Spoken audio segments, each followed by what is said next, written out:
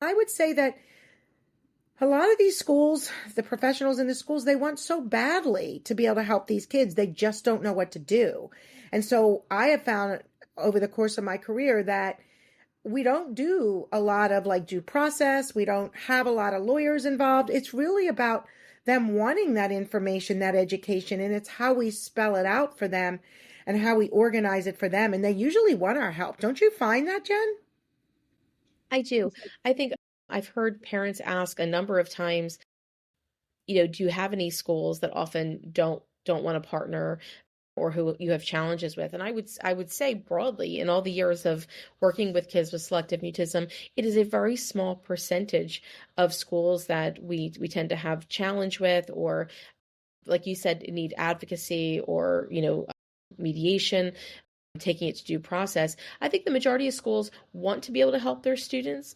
I think it's how do we do that? And oftentimes I find that in the beginning it can be challenging because sometimes schools, may feel like, well, how do we accommodate all these strategies or all these things, not realizing, and that's why the school consultations are so helpful, to partner with your professional as we do. So if our listeners have a professional they're working with, it is so important to have, ongoing communication throughout the school year, because I find that, yes, having some accommodations at the start of the school year and put them into place in time, if we're doing it right, our kids should make progress. And then we want to adapt and change up some of those strategies based on where they are. So it should be an ongoing, active plan throughout the school year, and really taking into account your team, and your team being, your child's in treatment. So your professional can give more specific feedback on how this child is doing and what they're ready for. So for instance, I have a client who I often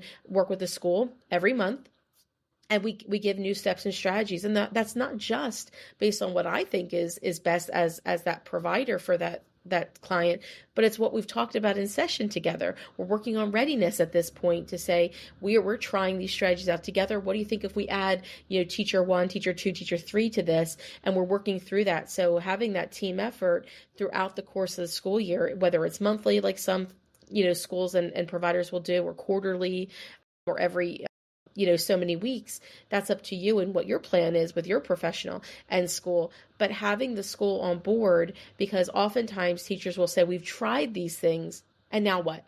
And if we're asking the question, now what? Yeah, we're ready for next steps. Let's talk through that so we can see where your child is at. And if a school is finding it very challenging, sometimes it's the way they're doing the strategies, or sometimes it's subtle shifts in the way that strategy is done that maybe the school at large wasn't seeing, but kind of going back in and looking at those strategies and when and where it's being done, sometimes having that third party, that provider, to give some insight, even sometimes subtle shifts to some of those strategies that might be in that accommodation plan.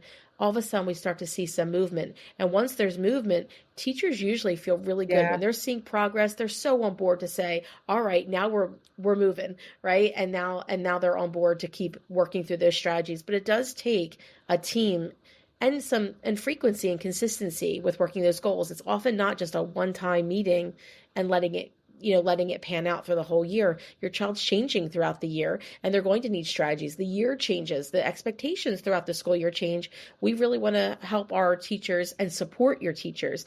It's not saying your teachers aren't doing it right. Oftentimes our teachers want to know what to be doing differently, and maybe don't have the education or the knowledge fully, or they're basing it on a child they had at another time of their professional career that had SM, and those strategies just aren't quite working for your child. So we really want to come on the sides of the teachers and be their support system. They've got, 17 to 30 kids in that classroom in addition to your child. We want to make sure we're making strategies easy, understandable, where teachers can implement.